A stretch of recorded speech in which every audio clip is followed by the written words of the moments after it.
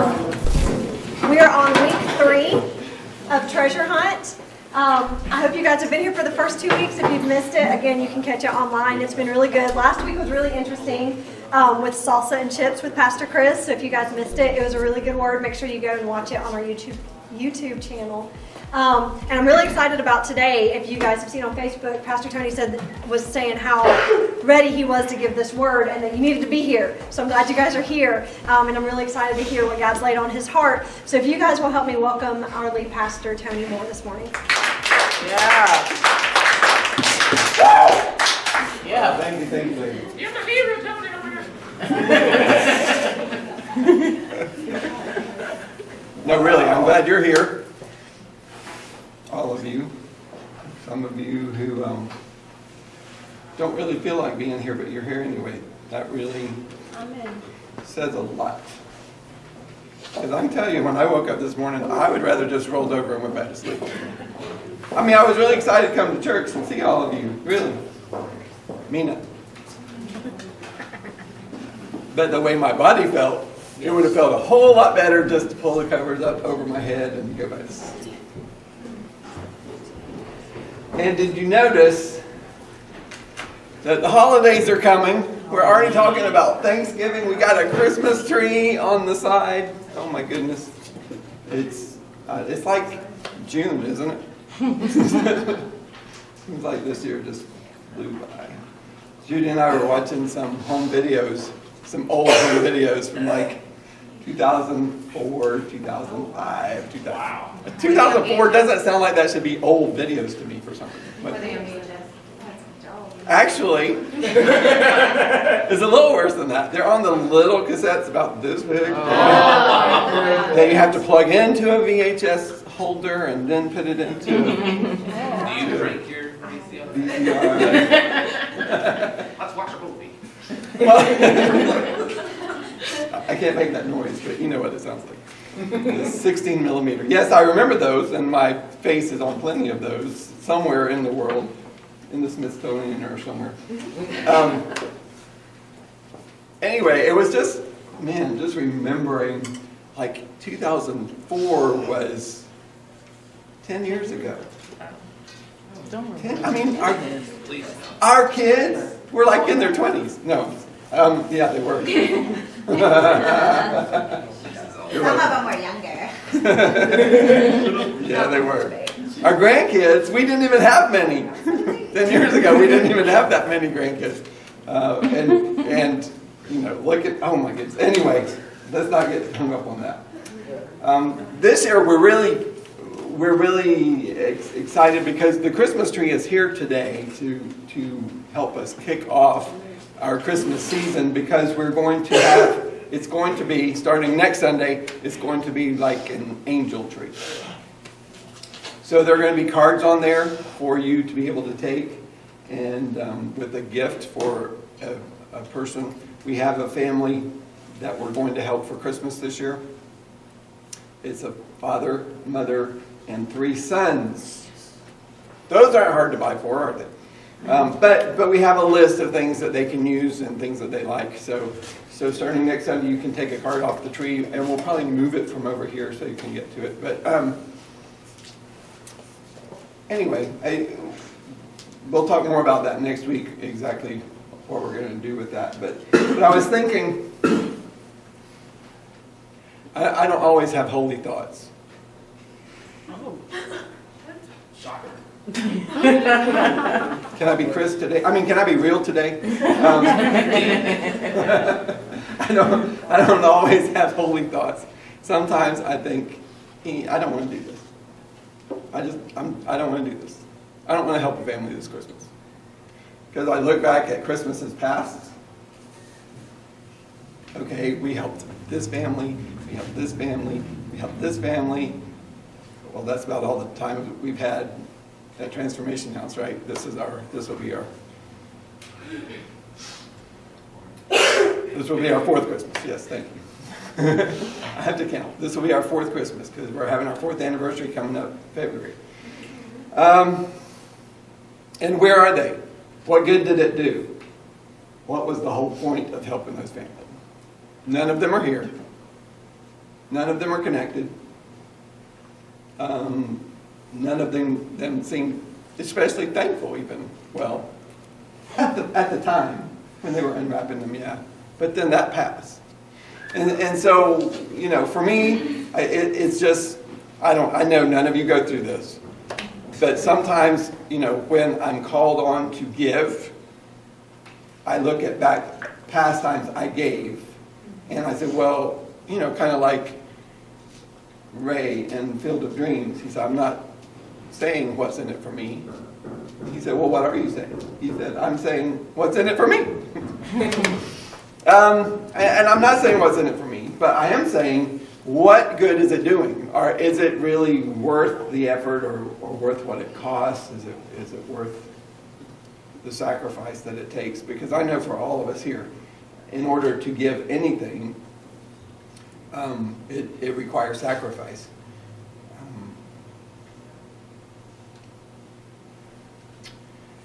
Last week, okay, this is a quiz. Last week, Pastor Chris told us that one of the very first values that we had at Transformation House, right at the top of the list, what was it? We are intentionally diverse. We don't want a church full of people who all look the same or act the same or whatever. That was one of them. One of the other things that we really value at Transformation House is that we're known for what we're for, and not for what we're against. Right? Right? Okay. Well, the one we're going to talk about today, though, is that we want to be known for what we give and not for what we take. We want to be known as givers. We want people to know Transformation House is a giving church, that we're here to produce more than we take in. Right? Does that make sense? In this series, Treasure Hunt, today, the title today is Big Spender. And I live with this woman. I don't know if you've met her. She is very frugal. I'm very fortunate that, Judy never goes to the mall. She rarely spends a dime on herself.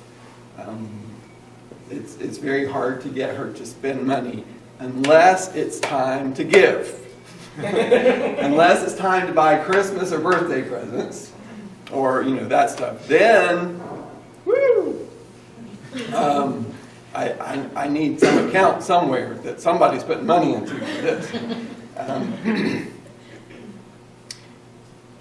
But I want Transformation House to be known just like that.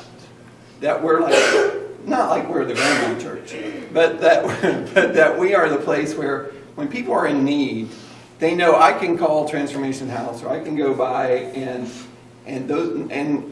whatever the need is. And you wouldn't believe what some of the needs have been for people who've come by here during the week or on Sundays. Lots of things. And all of you know, even when you came, there were things in your heart that you were hoping would be met when you came to Transformation House. Maybe not financially. I mean, you probably weren't expecting we were giving out $100 bills or anything. But there was something in your heart, some longing, some need, some place, something that you were hoping you would find when you got here, right? Otherwise, why would you come? I want to read from Jesus' words from the Sermon on the Mount. Because I think this is really important for us. And I hope I'm going to get through this today. Because I really do passionately feel this word. And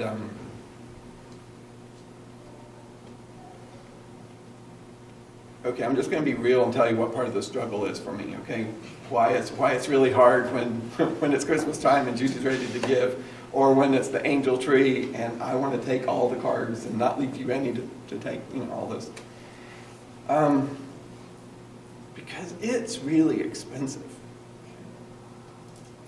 Have you noticed? I mean, having kids is expensive, isn't it?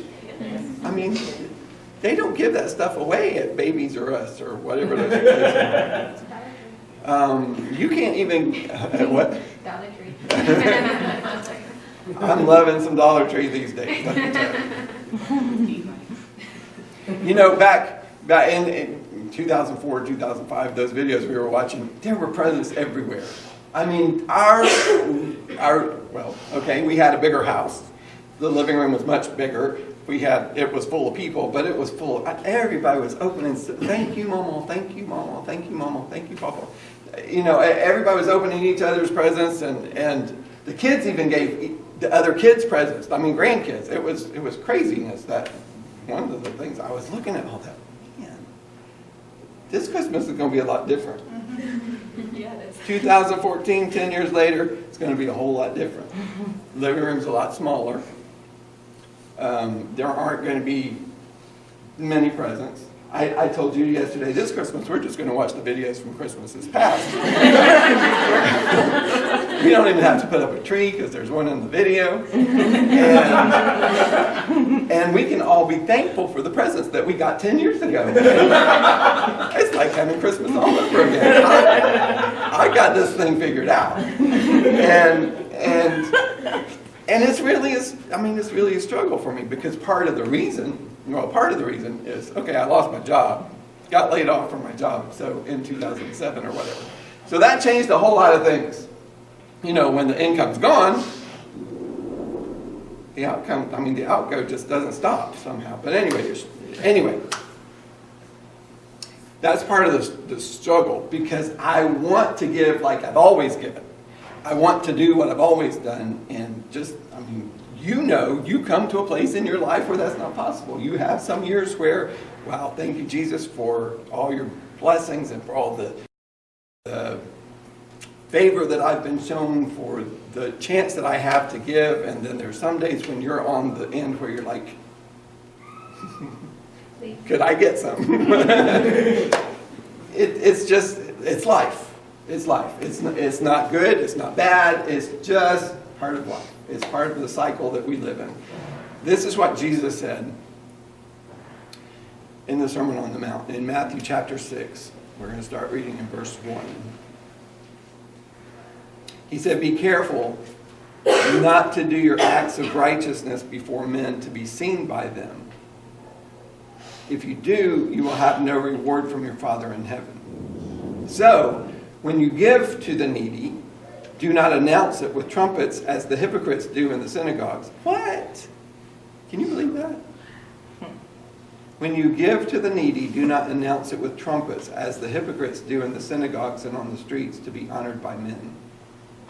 I tell you the truth, they've received their reward in full. But when you give to the needy, do not let your left hand know what your right hand is doing, so that your giving may be in secret. Then your Father who sees what is done in secret will reward you. First of all, that verse just grabs my attention. There were actually people who, when they gave to the needy, had a trumpeter beside them so they could attract some attention. We're giving to the needy now.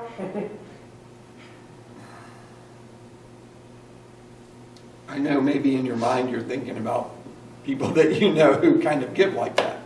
Maybe not literally with a trumpet, but they want everybody to know about it. Jesus said, first of all, don't do that. Don't even let your left hand know what your right hand is doing. Now that's extreme and obviously figure of speech, but do it in such a way that it really is for the benefit of the person receiving, not for your own honor, not for your sake. But here's the thing about that verse. What he says when we shouldn't be giving publicly, but we should be giving privately. He says this in verse 4 and in verse 6. He says, "Your Father who sees in secret will reward you." Your Father who sees in secret will reward you for your acts of righteousness, your benevolence toward others, your giving to the needy. When you do your giving in secret, your Father sees it, and He will reward you. Prideful giving has no reward except a pat on the back. And how far does that go? How long does a pat on the back last? If you give and everybody sees it, and yay, you gave, how long does that approval last you? What good does it do you? Humble attention, Jesus says, gets God's attention. Humble giving gets God's attention. Giving in humility. And I believe not just under the table giving, but sacrificial, sometimes even when it hurts giving.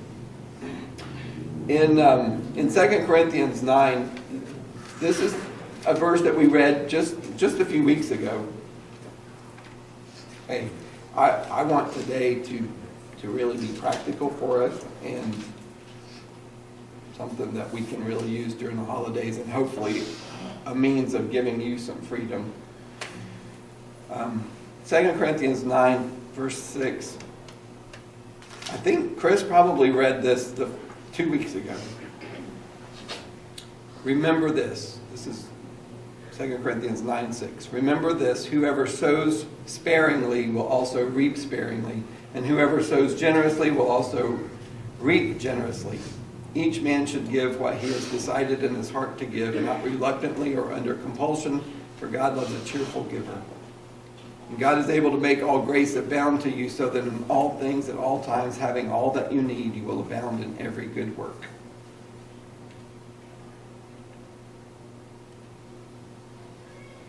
Verse 6 says, whoever sows or plants sparingly will also reap sparingly, and who gives generously will reap generously. You know, it's really simple. I mean, it's pretty plain for us. As believers, as people who have received so much from God, as we live under the benefit of His blessing, we should not be stingy people. You know? We shouldn't be stingy. And I'm not just talking about money in any of this. None of this is just talking about finances. We're called to give our time, our resources, whatever they are, including our finances. But as a believer in Jesus, let me ask you a question. Do you see a difference in stingy people and generous people? Do you know them? I mean, is it obvious, a person who's stingy and a person who's generous? Which one looks more like Jesus? Was Jesus ever stingy? Did He ever withhold anything? No, He didn't. In fact, Jesus came with a divine, specific purpose when He came. And He came, and He said this. He said, I've come to the house of Israel. I didn't come, He came in general for the whole world. But His earthly mission as an itinerant evangelist was to Israel. He wasn't preaching to Gentiles. He wasn't going out all over the world. He was in a specific confined area speaking to a specific group of people. And there was a woman from outside of that group of people who came to Jesus and asked Him for help. And He said, no, this isn't why I'm here. I'm not here for you. I'm here for this group of people. And when she persisted, He even went beyond His mission to meet her need. Even though she wasn't part of the reason He was here at that moment. He went beyond that because she was in need. And how can you turn a needy person away? How can you say no? How can you say no to the homeless person that you meet on the street who is desperately in need? How could we leave a family living in a house where all the utilities were turned off and they were in the cold and couldn't pay the rent and were getting evicted? How could we leave them there? We had to do something. We had to respond. I mean, they're all over town. We don't know all of them, but we knew that one. we knew that family, and so we helped them. Some of you weren't here then, and you're not aware of that we, for 6 months, put them in an apartment and paid their rent and their utilities. The first year the Transformation House existed. We did that because they didn't have the means to do that at the time.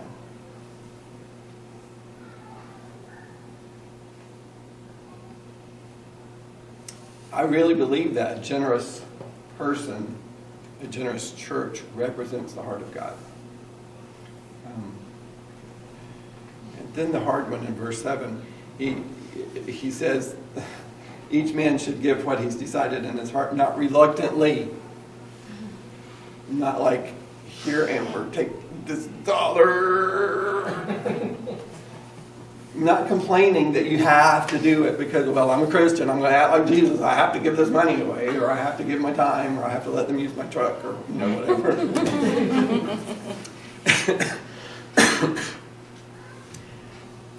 But without being reluctant, if your heart is turned toward generosity, you can't help but it spill over in a lot of areas of your life. So it's not that we have to give, it's that we get to give. And so when I look at this tree over here and think about the family that will be affected by the way we respond to them, I'm really moved to say that I get to help this family this Christmas.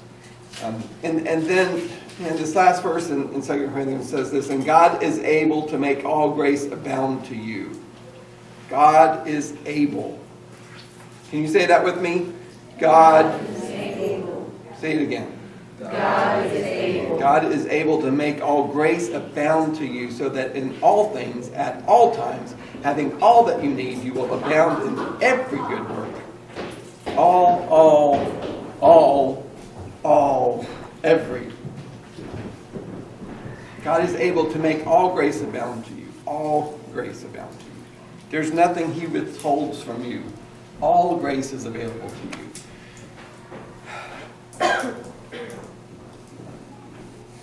I know sometimes we say, but it hurts.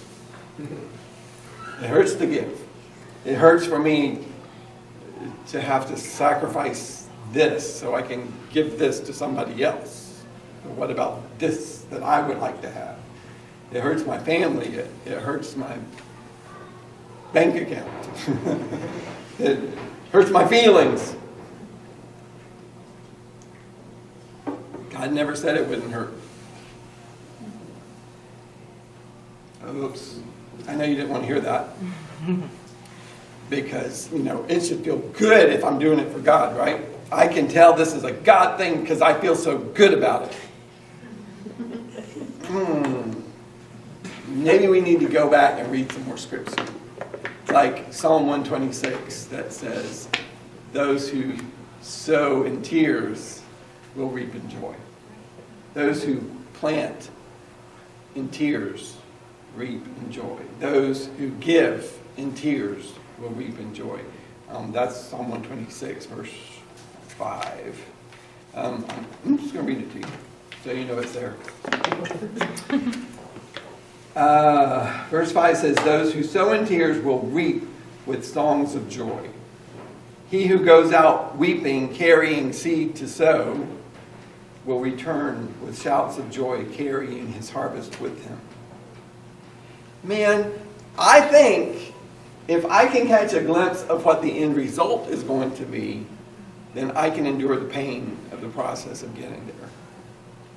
If I know there will be shouts of joy and that there's going to be a harvest that comes, I believe I can endure this pain of giving, even when I might not feel it. No pain, no gain.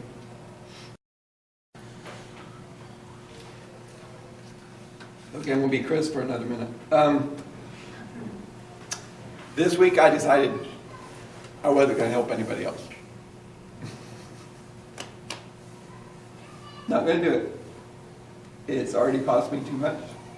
I already gave too much. I already helped too many people that didn't care. that walked away, that whatever, you know.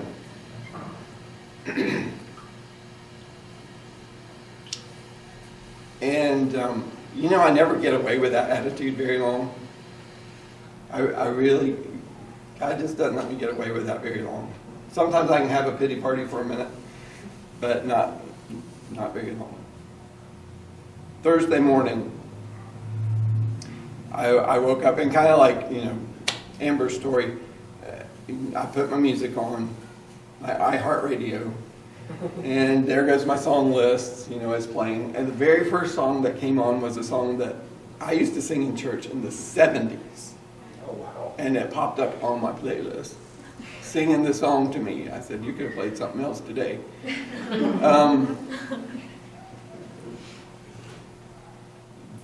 The verse of the song starts by saying, there have been times when giving and loving brought pain.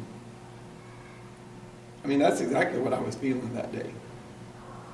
I gave and I loved, and I was hurt in the process.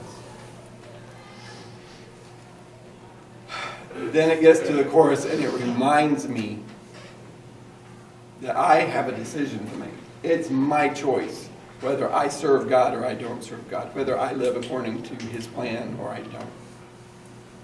And the chorus is really a declaration, and it says, I'm going to live the way He wants me to live. I'm going to give until there's no more to give. I'm going to love till there's just no more love, because I can never outlove the Lord.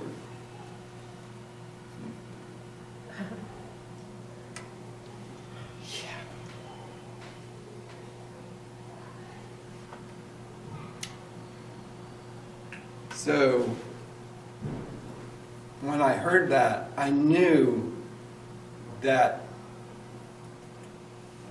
you know, my decision to give up and to quit, and I don't mean I'm not loving you and I'm not giving to you. That's not what I mean. I mean, I'm going to invest in people who are all in. I'll choose the people that I give to. I'll have a little closer circle from now on, and I'll make sure that they don't get out of it. That doesn't even work, man. But anyway, I knew that when I said yes to Jesus, and when Jesus said yes to me, when He called me into the kingdom, and then I surrendered to Him to live my life for Him. Man, I said yes to a lot of things. And one of them was, Lord, I'm going to love like you. I'm going to live like you. I'm going to reach people like you. I'm going to be your representative in this earth. This is what we do when we say yes to Jesus. We become Jesus to a lot of people who don't see Him in any other way except through us. So, when I read this verse again, those who sow in tears will reap with shouts of joy. He who goes out carrying seed to sow or something to give, some resource or time to give, will come back with shouts of joy, carrying a harvest with him. You know what it left out? It didn't tell me when. It didn't tell me how long it was going to take. It didn't say you go out weeping and on your trip back you're going to be carrying a harvest. I mean, most farmers know that's not the way it works. You know, you go out in the field, you plant your seed, you don't bring home supper that night from the field. It takes a time to plant, to grow, water, fertilize. Fertilizer stinks, by the way. So why should we not expect this to stink sometime?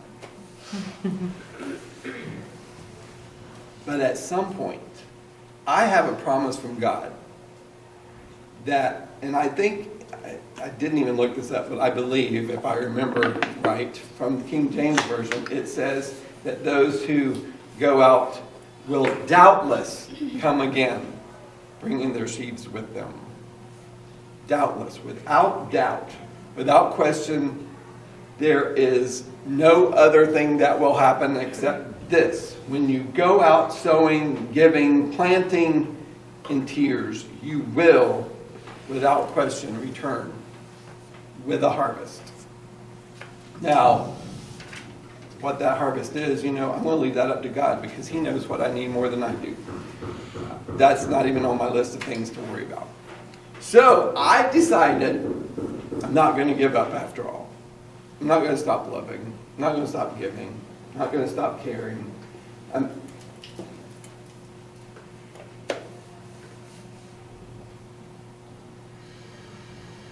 One other thing I'm probably not going to do is probably chase people that want to walk away. You know what I mean? I'm going to let the Holy Spirit do that work in their hearts. And when they want to go, He can bring them into His kingdom. He can bring them into the place that He has for them. What I do know is that the person who gave the most gave in the midst of the greatest pain and gave the greatest amount that ever could be given. We have that great example in Jesus. I mean, think about it. Even from the cross, with thorns in His head, nails in His hands and His feet, and His life draining from His body, He still gave forgiveness to the people who put Him there. And when I think about that, I realize how petty my pain can be sometimes. Not that it's not valid, but compared to that, how can I complain?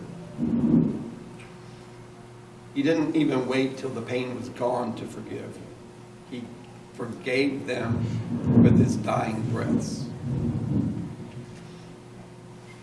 No, He forgave us with His dying breaths.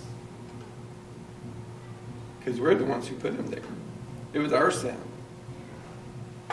We're the reason that He was there. And in that pain, He gave us forgiveness and gave us all grace. The verse that we read said, God is able to make all grace abound to you. He gave us all grace in those moments that He was dying. He didn't wait even till we asked for it. He just gave it. And even today, He still gives it to us, right? On the days that we want to give up, we want to run, we want to say, no, I'm not giving, I'm not surrendering, I'm not.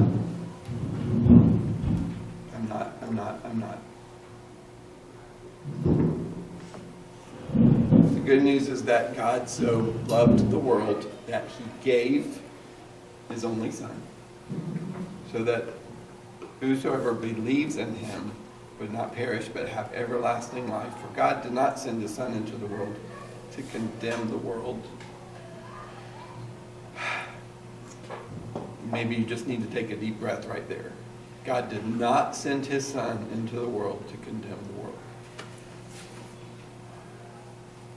So when you look at the people you've given to who don't pay it forward, or who aren't grateful, or who run away, or the people who you might never see again, and you want in your heart to point at them with condemnation, remember Jesus isn't pointing at you with condemnation. And you deserve it as much as they do. God did not send His Son into the world to condemn the world, but that the world through Him might be saved. He still saves. Jesus still saves. And I'm really praying that as a result of our generous hearts, the generosity that we have as a church body, I mean,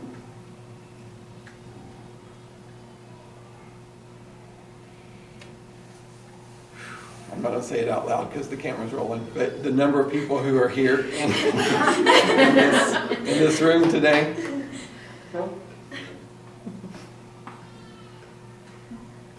do you think we can make a difference? Yeah.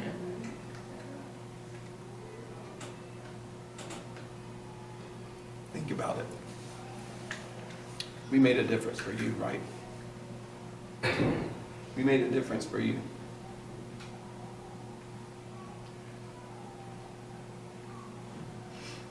You made a difference for me. I just have to believe that when we obey God, when we live according to what He calls us to be generous, to be cheerful in our giving, to give in a way that really makes a difference. I believe our city is going to be changed, even if it's one person at a time. I believe it's going to happen.